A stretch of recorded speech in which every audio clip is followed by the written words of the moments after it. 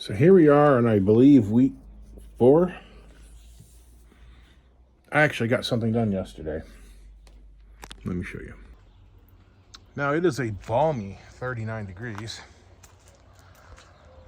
No wind, a slight breeze. There's still snow, a few inches. Yesterday, we had a high of 35. My good buddy Gabe of Gabe's Hot Rod Garage, Alva, Oklahoma, let me use his blast cabinet to clean some parts. So, now he uses coal slag in his cabinet, so it does texture things quite a little bit, but I'd rather have texture than rust. And these are the, you can see it's already starting to rust.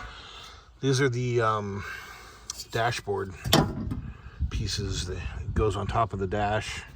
No, this goes on the top of the windshield, the very top part of the windshield header where the visors go and such. These go on top of the dashboard. And I think these actually had some slight pitting in the corners somewhere.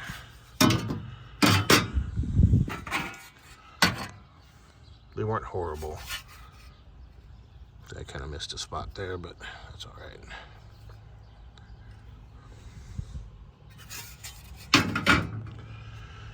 And these go on the sides of the windshield. And 2 of these came out of the junkyard custom model, so that would be the deluxe model, and the deluxe model would be the cheap model. So I've got 2 out of the junkyard car, and I've got 2 that came with mine. And I wasn't sure if they were the same, if they were compatible, so I just blasted all of them. And as you can see, this one actually has some significant pitting. Not horrible, but bad enough that I think they're all the same. I haven't looked at them super hard yet, but and you'll never see that. That's on the back side. But still, I'm going to use the best ones. I do remember seeing some rust down. There we go. Some minor pitting there.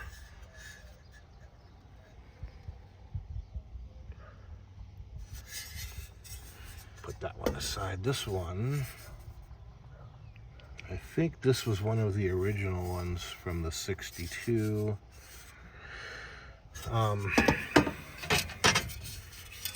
This one still has some rust.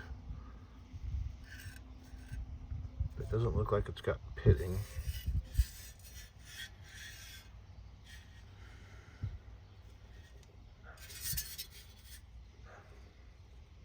A little bit of pitting there, right there. I'm gonna hit all this stuff with my DA just to kind of knock down the peaks. A little bit of pitting there. We're gonna put that one to the side since that one's kind of rough. This one's not bad. Check this one. This one is off of the junkyard car, 62 custom. We got a little tiny bit of pitting there.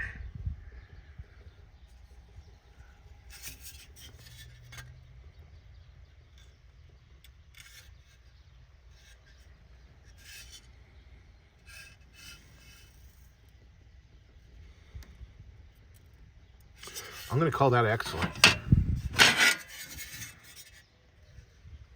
Yeah, so you got some pretty moderate pitting there. I'm not going to go as far as to say it's heavy pitting, but it's definitely significant. And on the back side, a little bit down there on the bottom edge. I'd say this one overall is the worst one. This one's off that 62 as well. So it looks like one of the OG ones. Uh-oh. So we got 2 rights and 2 lefts.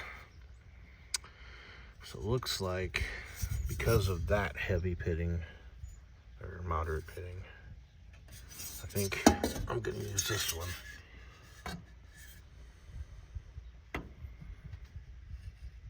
I don't know, but see, that one's pitted up pretty good there. And this is the passenger side.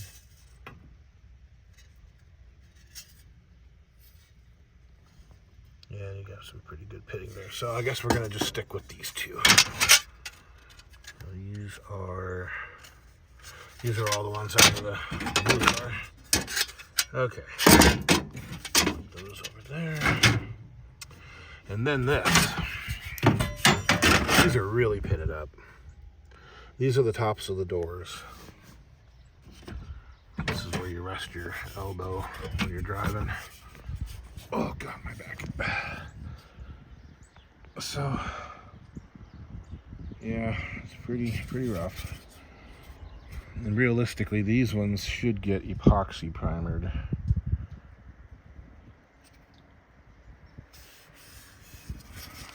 Not a lot I can do about those. Although the texture is actually a good thing for those because it might go with the grain of whatever vinyl I decide to use. And that one's not too bad.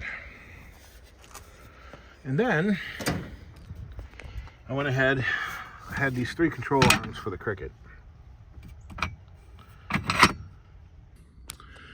Okay, it's been over 3 weeks since I even started this thing. Let's see if it'll run. Fuel pump kicks on, all the relays are clicking. There we go.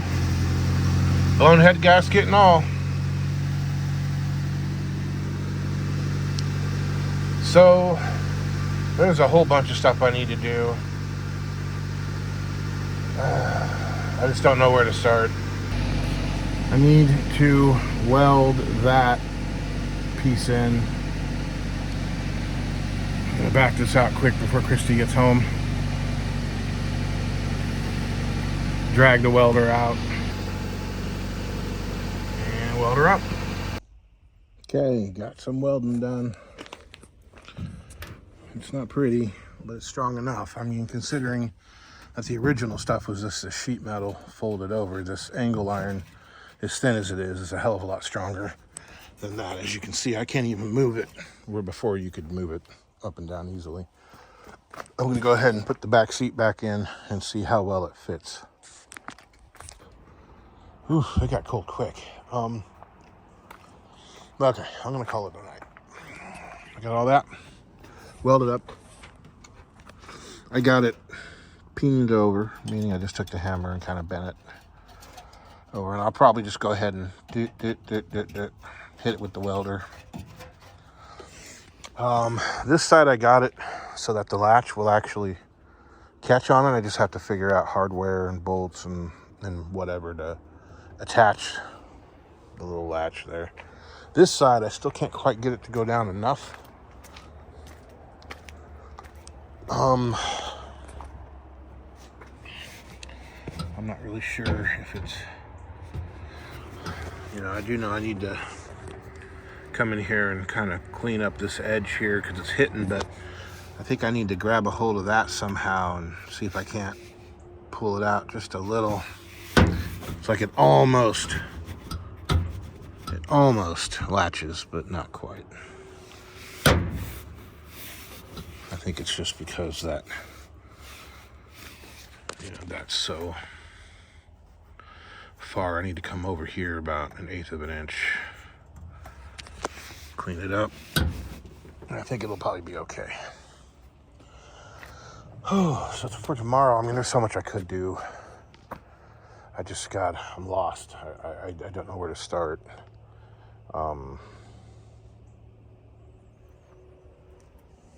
I don't know. I need to work on this.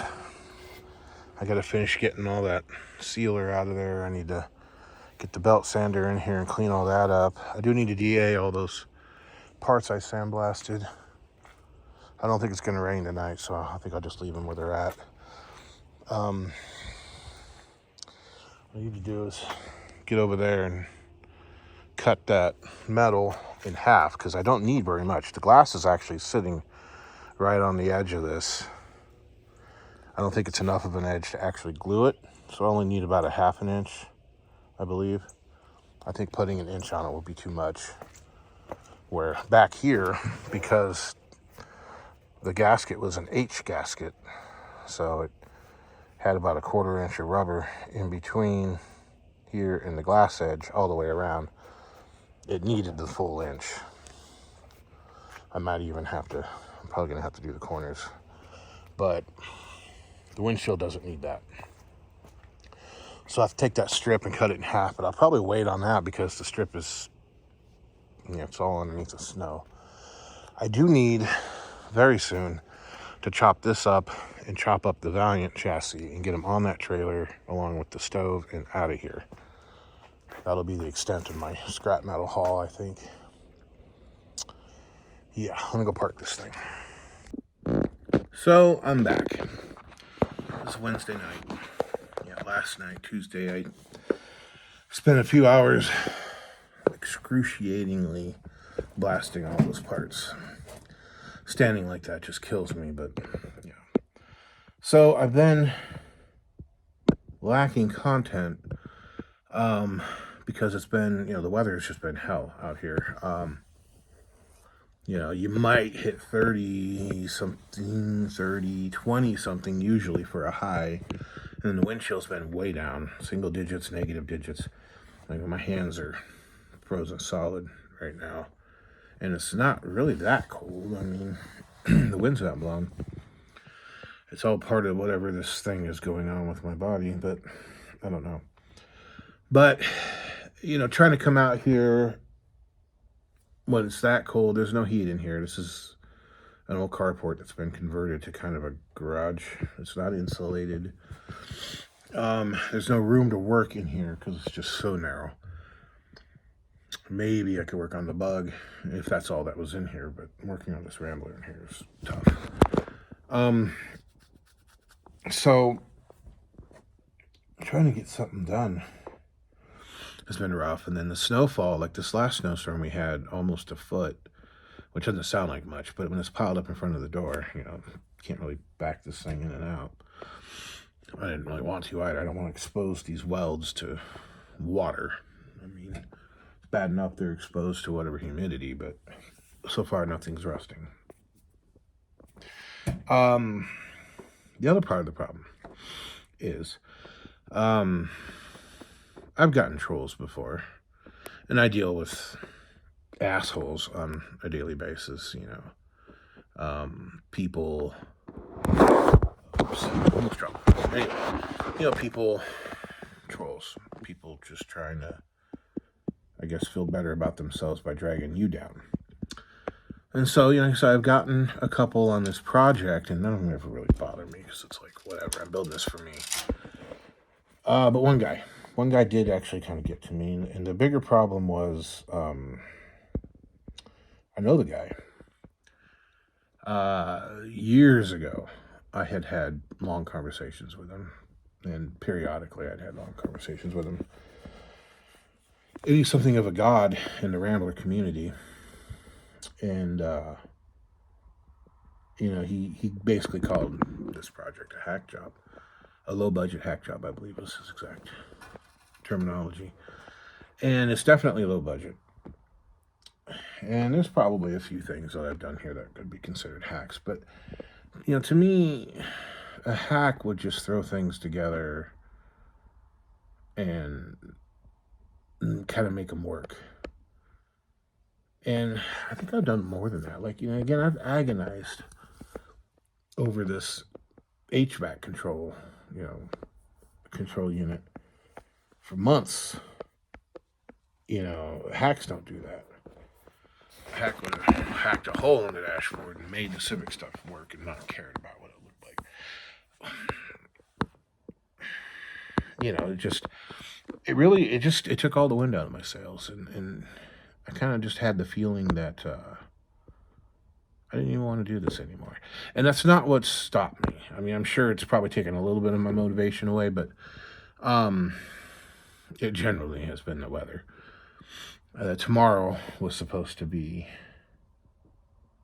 I think tomorrow night into Friday was supposed to snow again, but I think the weather's changed. I don't think it's supposed to, but tomorrow's actually supposed to be a nice day. Nice. I think it's supposed to hit 49, 50 tomorrow, I think. But yeah, I don't know. And it's the guy, to somebody like that, I think, you know, you have a shop full of tools and you've got, you know, a brake and you've got a bead roller and you've got an English wheel and you know how to use them and you've got nice, fresh, shiny new metal, you know, I think, it makes a difference, but, you know, you got a big shop, a heated, air-conditioned shop that you can work in, you know, and to look at something like this, being down on a dirt floor garage, being down in a driveway in the winter, you know, I'm using recycled sheet metal off of that Valiant, and, you know, for some things I'll use the Honda sheet metal, but, you know, I guess it could look like a hack. You know, I'll find some kind of piece of metal to bend the metal over and just use the hammer and a little dolly with a flat edge to straighten it out. It's kind of more like these guys in Afghanistan and in Malaysia are doing. You know, you see them out there with their little, you know, pencil tip torches and their pieces of wire and their welding, and they look like TIG welders, you know, maybe not that quality, obviously, but I mean, God, I wish I could do stuff that good, that fast. You know, they're making whole body panels with a hammer and a dolly, and that's it. You know, they're not even using brakes. No English wheels, just a little chunk of metal and like what looks like some kind of a homemade anvil and a hammer, you know. And they're doing great jobs at it. I mean, they're turning, you see trucks that have been just completely rolled down a mountainside and they're beating them back straight and putting them back together. I mean, God, one, we've forgotten how to do that. We just buy new parts, you know. But, you know, I don't think this is a hack. This is not a hack job. It's definitely budget. I wouldn't call it redneck or anything like that. You know, I mean, I've done far too much research and measuring and, you know, that kind of thing to call it anything like that.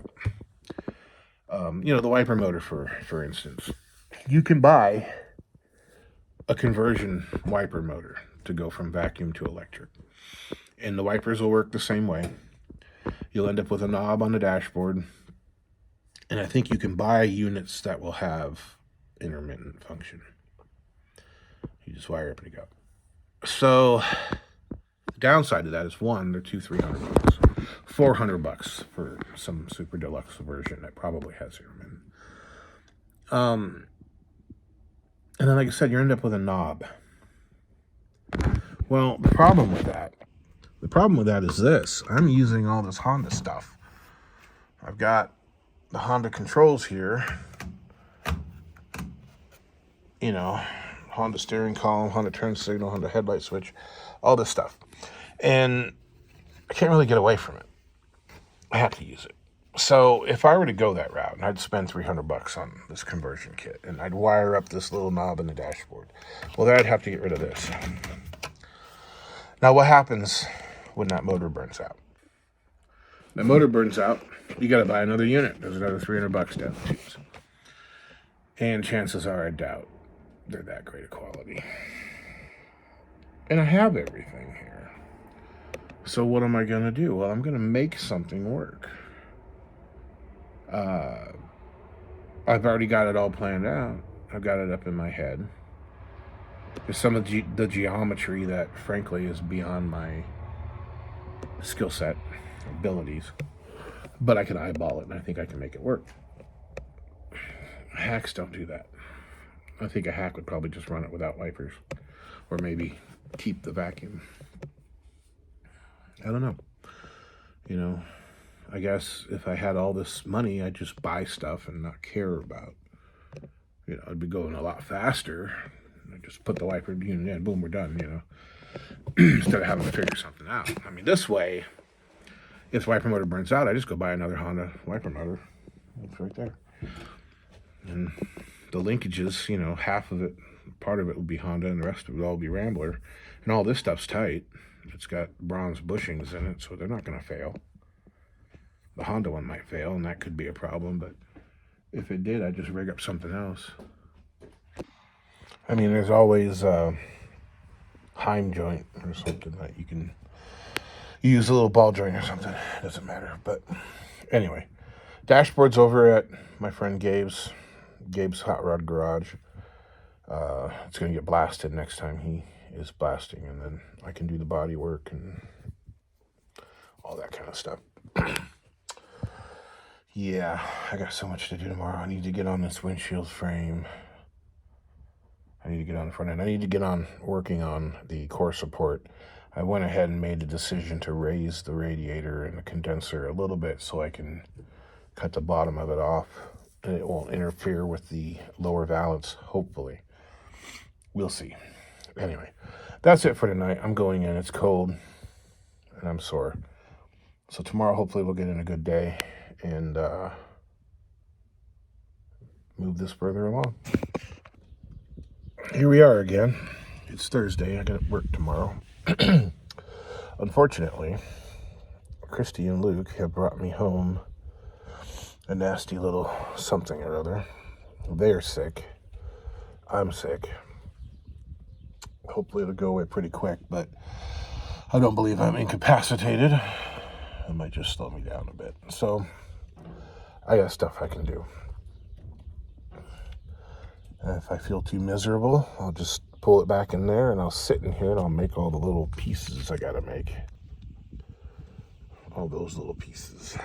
All these little filler pieces I gotta make between the cowls. Cut them out in cardboard anyway. Have them all ready to go. Or there's other things I can do. Anyway.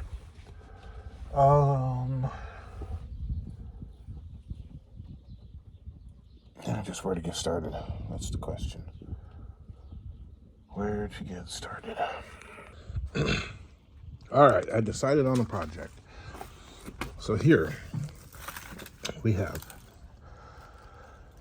I guess you'd call it a bell crank. I don't know. This is the arm that came out of the vacuum wiper motor. And so this would go back and forth and push the two arms out on the wiper, making it work. And so what I've designed here is, like I said, what I call a bell crank. So this washer is original.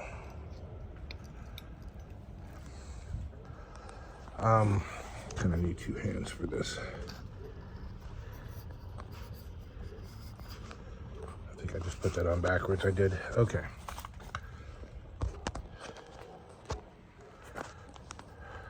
I'm getting grease everywhere. I had to put some grease on it before I put it together, because once I put it together, it's 100% permanent. But the only other way around it is for me to tap the end of it and put a nylock nut on it. But so that's what I came up with. Okay, so this is the plate that goes into the cowl. This washer is actually the original washer that came off the motor. And so the plan is to weld it to the plate. And then this will just swing back and forth easily, obviously. And I just need to weld a washer to the end of it. So nothing real difficult, but we're going to start with that washer that I've got. It doesn't even have to be welded solid, it just has to be welded enough that it won't let this slide out. So I'm going to take care of that real quick. All right, there it is. Had a little issue there. I had to turn the welder down to almost nothing. Welded up the 2 screws that held the vacuum motor in place. Sprayed a bunch of zinc on the backside. Sprayed weld through coating here just because it's kind of the same color. It's still, yeah, it looks like it's cooled off actually. Yeah, turns nicely. All it has to do is go like that. It doesn't actually have to spin, but it does need to do it smoothly. I'm gonna go ahead and bolt this in place. I think the gasket's actually still in good shape, at least where it makes contact. Just make sure we get it back in the same position. And there we are. I'm gonna have to replace all these little plastic inserts. They're all pretty crunchy, but that's where it's gonna sit. It looks like it also warped a bit from the welding process. I was planning on siliconing it and the gasket in it anyway. Yeah, I need to oil the crap out of these spindles though. They're pretty dry. But this is how it works. I don't know if it needs to sit.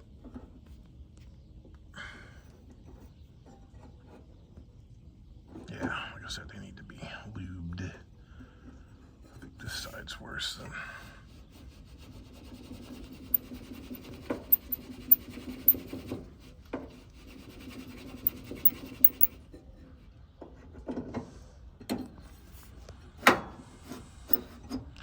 That one's not too bad. Actually, I think it's that joint that might be bad. I have some looby-doob for that, although I do want to use penetrating oil on the spindles first.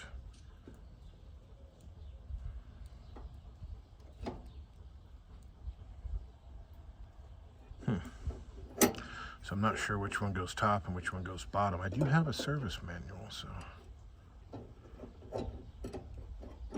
that actually looks more like it. Yeah, that's the way it goes. Okay.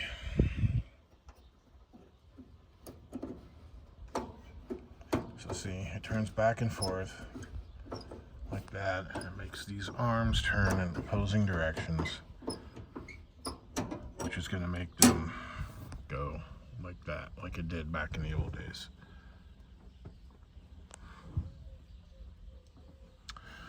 So the idea is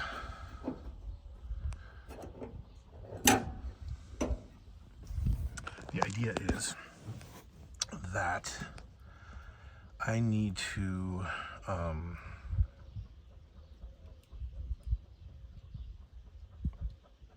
attach a rod. Really, I need to do it to the top one, I think.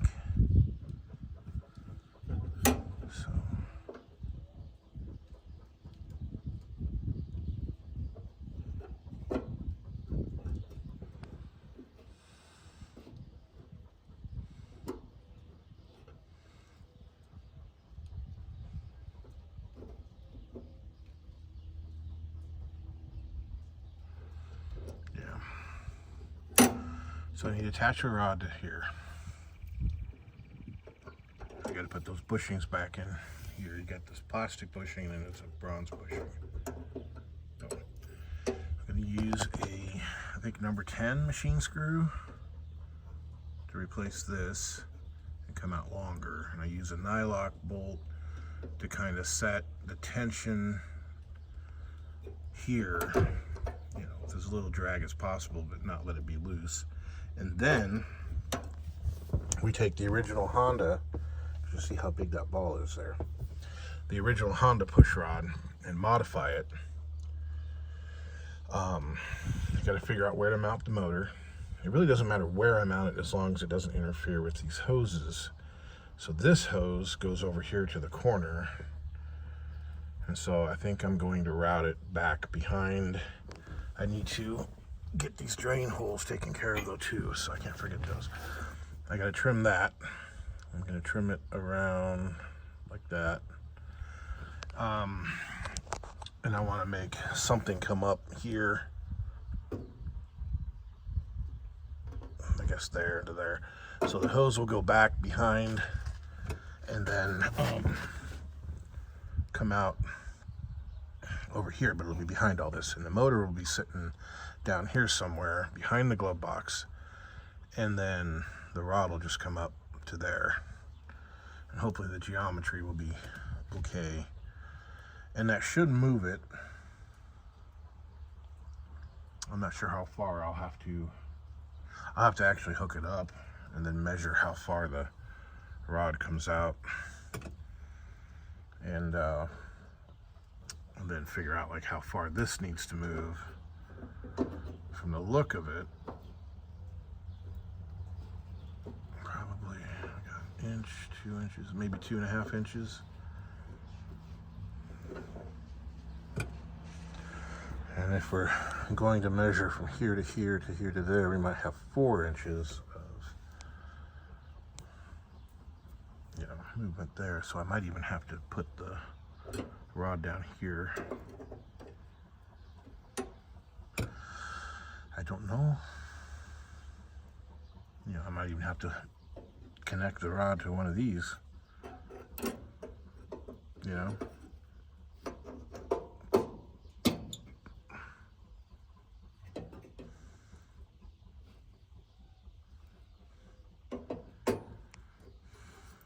Put the motor, the wiper motor over here, and have it connect to one of these rods.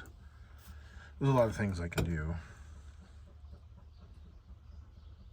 I have a lot more space over here, so I might actually just do that. We will see. I'm gonna go grab the Honda wiper transmission and play with it. All right, this is just kind of a preliminary, temporary fit. So I think if I attach the ball to the linkage arm, which will be up there, and this, eventually I weld the tubing that it is bolted to that cross brace.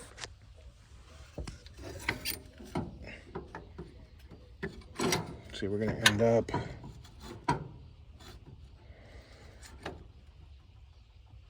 roughly there. And clearance is tight to the cowl, but that's all right. It'll be there.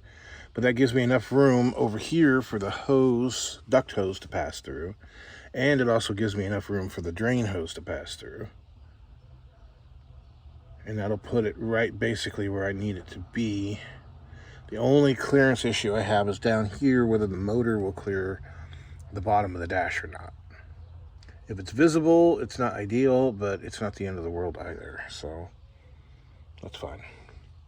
That's why I have this still there for us to attach maybe a knee board or shin board or something to. Anyway, so I'm going to go ahead and move on from this right now and get in there and cut the patterns out I need for that. So what I have figured out here, I need to make a piece to go from here to here and fill in this gap here. And it needs to kind of go around because the gap is actually closed in back there, but there's just this big kind of square opening in here. So it's all going to get covered in closed cell polyurethane foam, not the crap you buy off the store shelves, this, automotive type stuff. So if there's any little gaps that might leak air, they'll be sealed off. Obviously, there's not going to be anything that's going to leak water. I'm going to take care of that before we ever get to that stage. So that'll take care of that, and I got to do the same thing over on the other side. So right now I'm going to go ahead and cut that piece out, and then we'll see what it looks like. Alrighty. So I got this area prepped.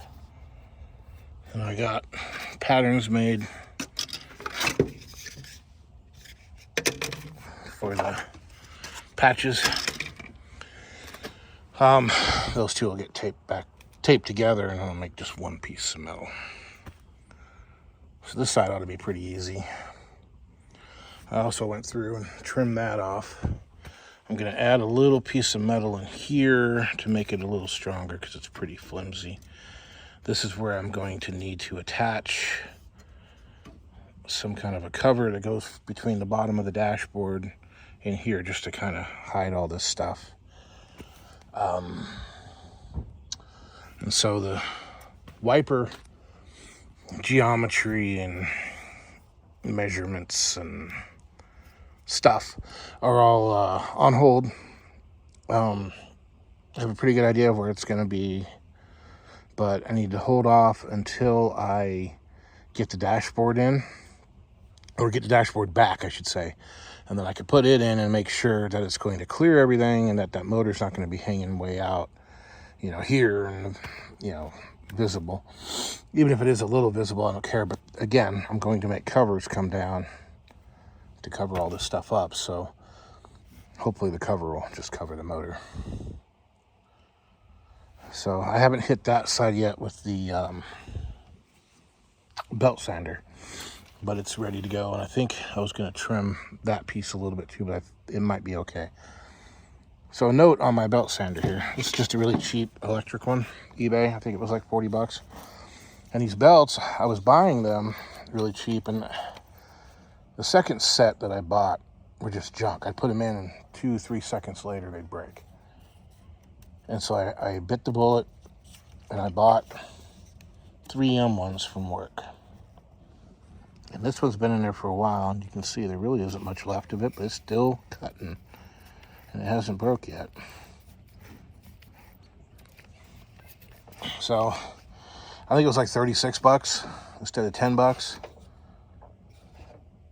Of course, that's with my employee discount, but still, they're definitely worth the money, because I think I've only used 3 out of a package of 10, I believe, maybe 25. I can't remember. But I think I've only used 3. So they've already paid for themselves compared to what the other ones were. But yeah, I'm gonna go ahead and take this off right now. I'll tell you what goes a lot easier than cutting it is snapping some vice grips on it and just breaking it off. It's just I think it was meant to hold the bottom of the Honda dash in.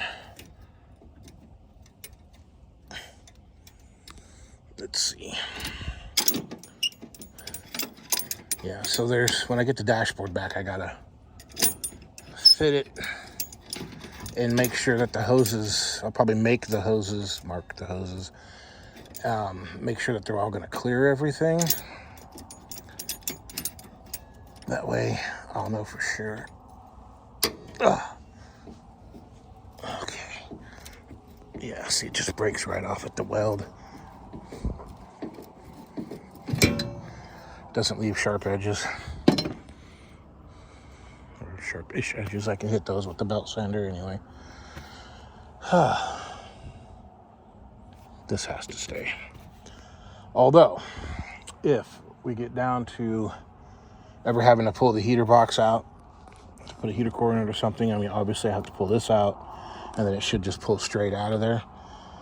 I will probably maybe do some fabricating, like build some kind of a thing where it sits in an opening and then a bolt goes through it. I don't know, probably not. Probably just pull the damn thing off like that. Okay, I'm calling it a night. So I guess plenty of video for you guys, even if I didn't get a whole hell of a lot accomplished. There's plenty of stuff here, I guess. Plenty of time was spent. But anyway, that's it for the night. I'm going in, and then I really hope that next week I'll be over whatever this is. It hasn't hit me completely yet, because Luke and Christy are both a lot far worse off than I am. But You know, so hopefully